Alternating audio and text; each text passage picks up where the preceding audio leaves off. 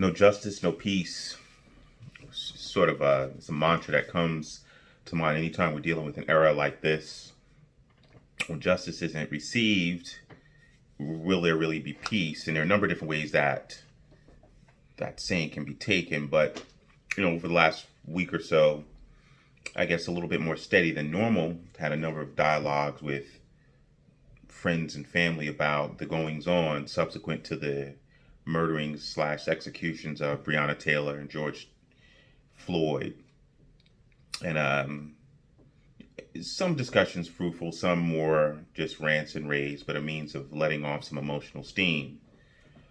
But so I figured at some point I'd just sit down and start to pen what, pen to the complexity of this. And there are several parts to this message, and with so not being too long, I just wanted to sort of break it up. So this being part one. And what I think of, frankly, for today is when I say no justice, no peace, think about the lack of justice that has been doled out and the intentional, systematic deprivation of justice for Black people in the United States. And the failure for many of our brothers and sisters to even acknowledge, even with the knowledge of such, that goes on. So I wanted to just take a moment to talk about what happened, why it happened, and what we can do to make sure this doesn't happen again. It's not going to all happen in the next 10 minutes, but just begin that as in a series of just laid out, I'll call them briefs.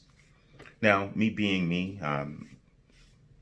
obviously a Black male in the United States, I am extremely Christ-centered and patriotic, which for many may seem juxtaposed to a lot of what I'm going to say.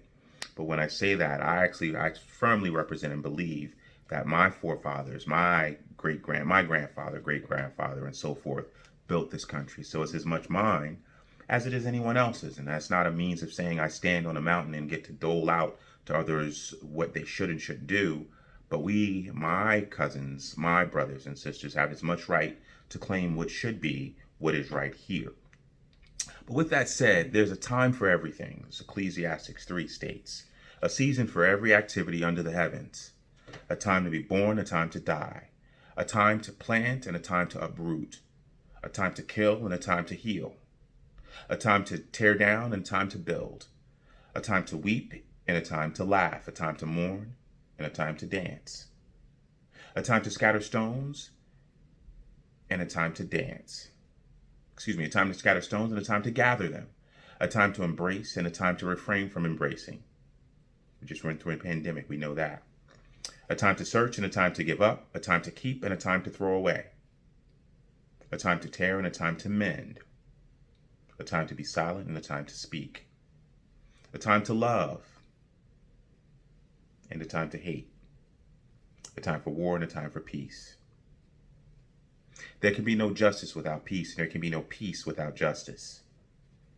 The man, the proverbial man, does in fact exist.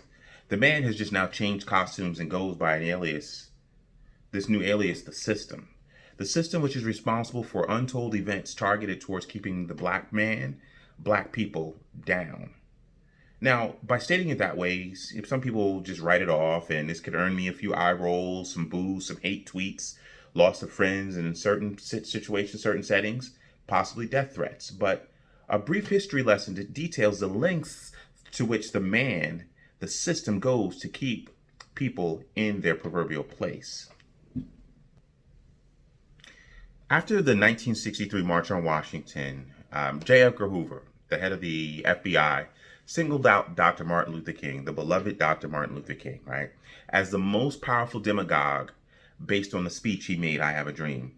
He wrote that we must mark him as the most dangerous Negro in the future of this nation from the standpoint of communism, the Negro, and national security. Okay, those are the words of J. Edgar Hoover, the head of the FBI.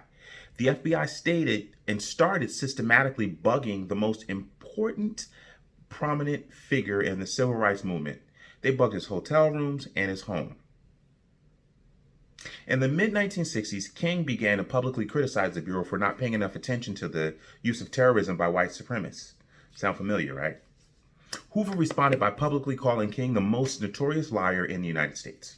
So instead of pursuing justice, they went after the party who was doing exactly that. The FBI sent at least one anonymous letter to Dr. King encouraging him to commit suicide. Historian Tyler Branch documents an anonymous note from November 21, 1964, called the Suicide Package. It was sent by the FBI and it contained an audio recordings obtained through tapping King's phones and placing bugs throughout his various hotel rooms over the last 2 years. And this was created just 2 days after the announcement that King was going to get the Nobel Prize. The tape, which was prepared by the FBI, documented a series of King's alleged sexual indiscretions, combined with a letter telling him, there's only one way out for you. Only one way out for you. You better take it before your filthy, abnormal, fraudulent self is bared to this nation. The FBI was attempting to blackmail Dr. King. King was subsequently informed that the audio would be released to the media if he did not acquiesce and commit suicide. I mean, it sounds so preposterous, that it sounds so unbelievable, but the FBI, that is the federal police, sent a package to Dr. King informing him, basically blackmailing him, attempting to have him commit suicide. Okay. But Dr. King refrained. He refused to acquiesce. And the associate director, Cartha de la Roche, commenced a media campaign, offering surveillance transcripts, these alleged transcripts, offering these transcripts to various news organizations, including Newsday and Newsweek. They continued to do that even a year after Dr. King died in 1969. The FBI's efforts to expose Dr. King didn't wane even after the man died. And so the FBI furnished ammunition to opponents that enabled attacks on his memory. And they even tried to block the efforts to honor him after he passed. Now, so you had Dr. King. So this wasn't an isolated incident. This isn't like, that happened just once. Let's look at another. Let's look at one of his contemporaries. Simultaneously, they targeted Malcolm X. It's documented that the Bureau worked to widen the rift between Malcolm X and Elijah Muhammad, who was the head of the Nation of Islam, the religious group that Malcolm X was a part to for most of his public life. And they attempted to do this through infiltration and sparking and promoting acrimony within the organization. They did rumor mongering and other tactics designed to promote internal disputes. And this ultimately led to Malcolm's assassination. The FBI heavily infiltrated, plotted Malcolm's assassination, and those who killed him were never actually brought to justice.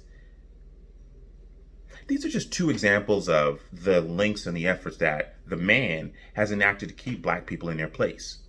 The recitation of African, or let me just say American history.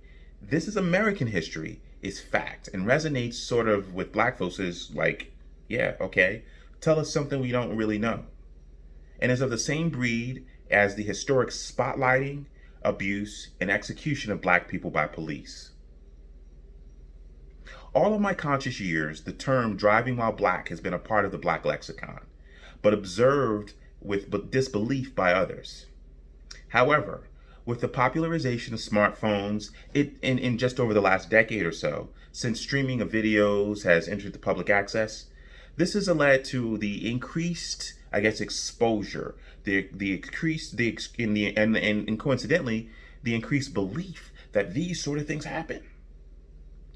This has led to, the belief that driving while Black is not a myth, but then also that sitting in Starbucks, the park, even sleeping in the confines of one home is a danger. In doing these things, they're dangerous activities for Black folks. Surprisingly, it is not dispositive. Nonetheless, despite the great number of actions that have been recorded, whether via video or otherwise, there's still many that fail to believe that these things occur, or choose not to believe that they occur. Or even worse, believe that they occur, but try to find legitimacy in those activities. During the urban arrest of July to August 1967, which frankly resembles a lot of what's going on now, which is scary, the FBI began COINTELPRO Black Hate, which focused on, again, Dr. King and the groups, the SCLC, Southern Christian Leadership Committee, as well as SNCC, the Student Nonviolent Coordinating Committee, the Revolutionary Action Movement, the Deacons for Defense and Justice, the Congress for Racial Equality, and the Nation of Islam. Okay, these were all groups seeking to improve the condition of Black people as well as poor people in many of those places and ways they cross over. Black Hate, this COINTELPRO subset, established what was called the Ghetto Informant Program, right? And instructed 23 FBI officers to disrupt, misdirect, discredit, or otherwise neutralize the activities of Black nationalist type organizations. A March 1968 memo from this group, from this FBI subset, stated that the program's goal was to prevent the coalition of militant Black national groups, to prevent the rise of a Messiah who could unify the militant Black nationalist movement. Today, of the groups mentioned, CORE is all but obsolete. SNCC is defunct. I've never even heard of the Deacons of Defense and or the Justice and Revolutionary Action Movement. The only one of those groups that has sustained is the Nation of Islam. The goal to prevent another Black Messiah has in fact succeeded. Though we can celebrate President Obama, no one has risen through the ranks to be the Black Messiah like Malcolm or Martin. And this isn't just by mistake, this is by systematic design of the man. If our government can and has wiped out organizations that aim to help the oppressed, bugged, harassed, falsely arrested, and killed, why can't some believe that the same government has a systematic problem that needs to be solved? Today, no justice, no peace. We say that term, but justice, what is justice? Justice is simply setting things right, making sure that all people are treated fairly. If a people who have been oppressed since the inauguration of this nation do not receive justice, how in the world can there actually even be peace? There cannot and will not be peace. An oppressed but strong people will not lay quietly, but will continue to beat the drum of justice. It's something because, the old message of Jesus may be considered cliche and ineffective by some. I wholeheartedly disagree. Faith, hope, love, the three gifts that he left with us are universal. They're timeless sentiments, pursuits, and expectations. And those are the pillars of his message. The problem, though, is that as Americans, we tout Christianity. We tout that we're a Christian nation, but we've never truly followed Christ. We have cherry-picked biblical doctrine and held up Christ's image, but failed, isn't that ironic? Based on the photo op that was just done, 2 days ago by our president. We have cherry-picked biblical doctrine and held up Christ's image, but failed to embrace his message and his sacrifice that love is the answer. Love God, love your neighbor, and everything else will follow from these. Those are his words. He displayed love through sacrifice. John 3:16. Everybody knows John 3:16, right? For God so loved the world that he what? He gave. He gave his only begotten Son so that whoever believes in him will not perish but have eternal life. Love requires sacrifice. Sacrifice is not comfortable. Let me say it again. Love requires sacrifice. Love requires sacrifice. Now, to my Christian nationalists, you have betrayed your faith. Christianity, as most people understand it, has something to do with loving your neighbors. But the leaders of this movement, these Christian nationalists, have thrown in their lots with a bunch of selfish, economic reactionaries who tell us we don't owe anybody anything. In other words, we don't need to sacrifice anything for anybody.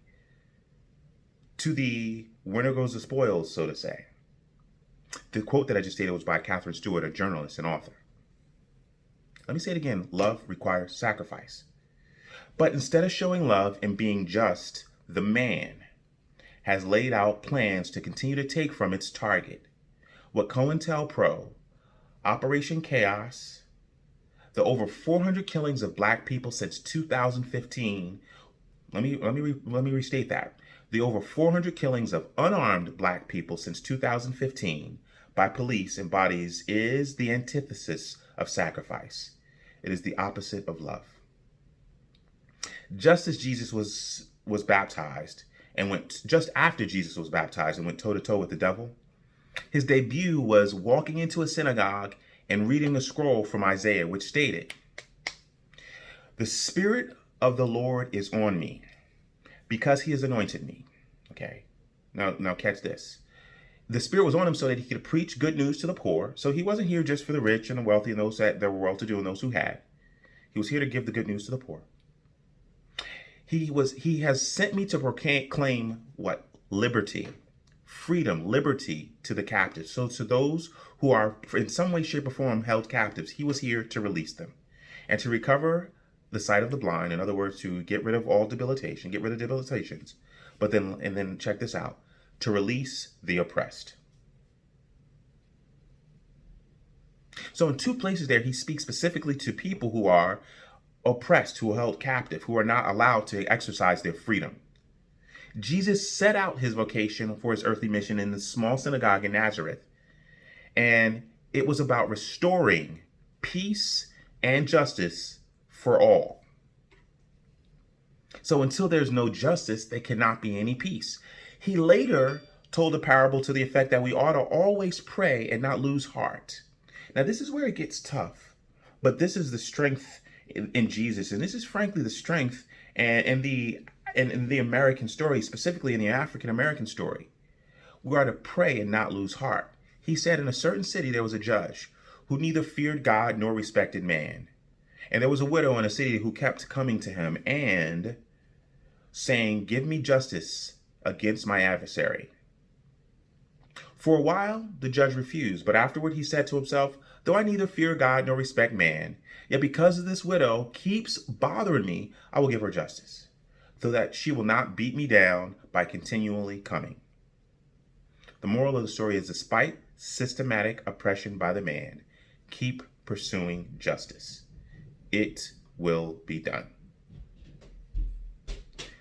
Remember these words. Sing a song full of the faith that the dark past has taught us. Sing a song full of the hope that the present has brought us. Facing the rising sun of our new day begun, let us march on till victory is won. This message of hope flows through our DNA, and that is why, despite the oft subhuman treatment we receive, we march on. No justice, no peace.